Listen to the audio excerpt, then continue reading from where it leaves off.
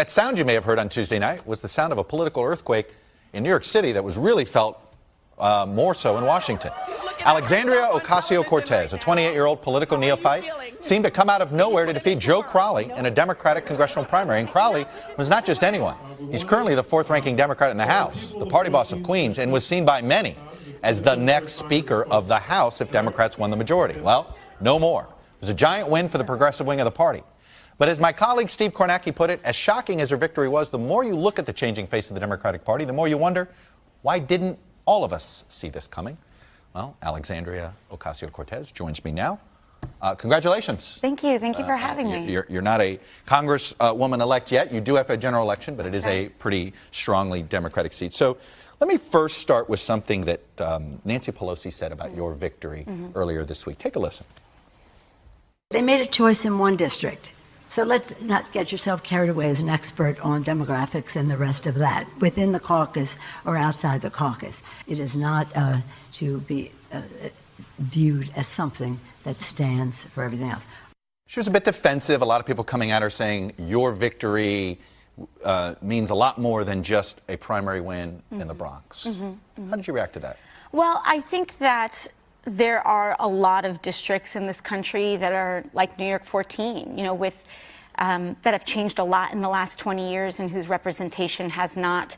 And it's not to say whether someone should be voted out or voted in, but I think it definitely speaks to perhaps us evolving in our messaging and at least how we do things. So I think that, you know, I do think that there are a lot of districts in America that are like New York 14. I'm curious if Joe Crowley had found out you were, you know, thinking about running, and he called you up and said, "What am I doing wrong? What would you like to see from me? What would you like to see me do that would make you say, you know what, I'll stand down this cycle and see what you do?"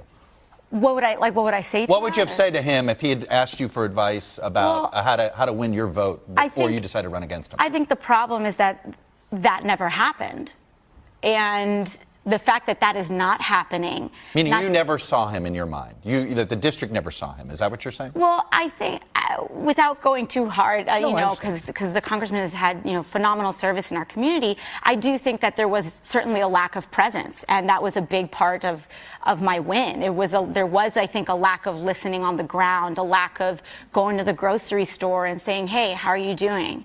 And that is an important part of representation, because we have a lot of work that we have to do here in D.C., but that work needs to be rooted in the communities that we have been elected to represent.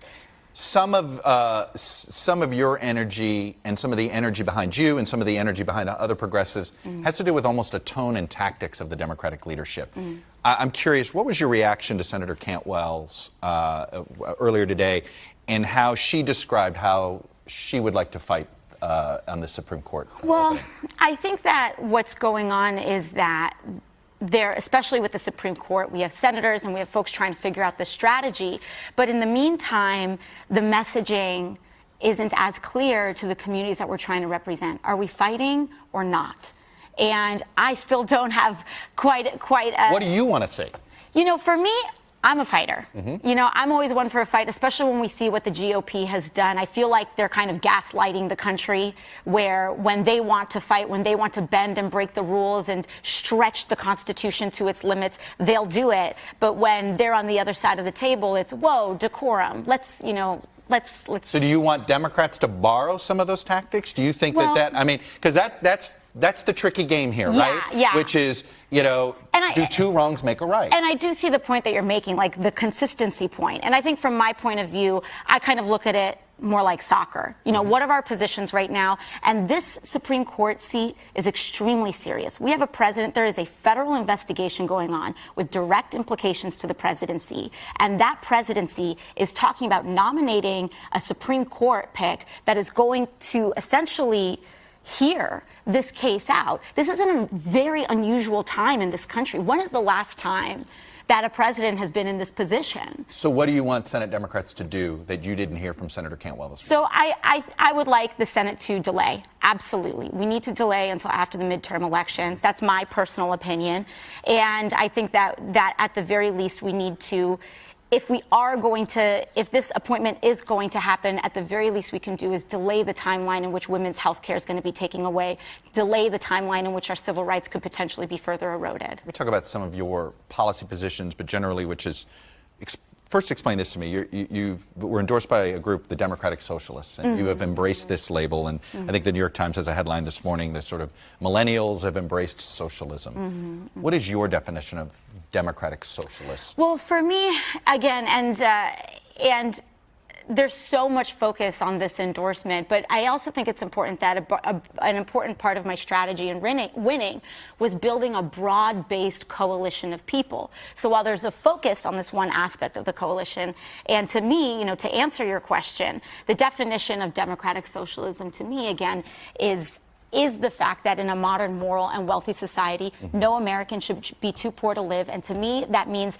every working class American in this country should have access to dignified health care, should actually be able to see a doctor without going broke. It means you should be able to send your kids to college and trade school if they so choose. And no person should feel precarious or unstable in their access to housing as our economy develops. Some Democrats are afraid of the S word. They feel like that social, it has older Americans hear socialism and they tie it to sort of ugly governments from Europe and the past. Yeah. How do you sell this to an older generation? Well, I think as the clip from Schumer showed earlier, Democrats are a big tent party. I'm not trying to impose an ideology on all several hundred members of Congress. But I do think that, once again, it's not about selling an ism or an ideology or a label or a color. This is about selling our values. Are you a Democratic Socialist? Is that what you call yourself, or you don't want that label?